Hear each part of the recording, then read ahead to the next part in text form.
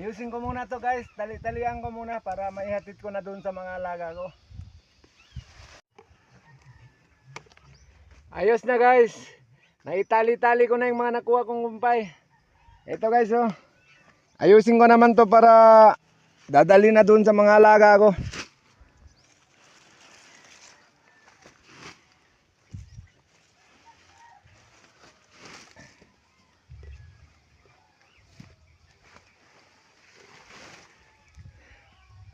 Dito lang ako nangumpay sa likurang bahay ng pamangkin ko guys. Dito lang oh. Andito naman yung bahay ng pamangkin ko guys. Yung mga alaga ko doon nakalagay sa baba. Dadaling ko to ngayon doon pababa.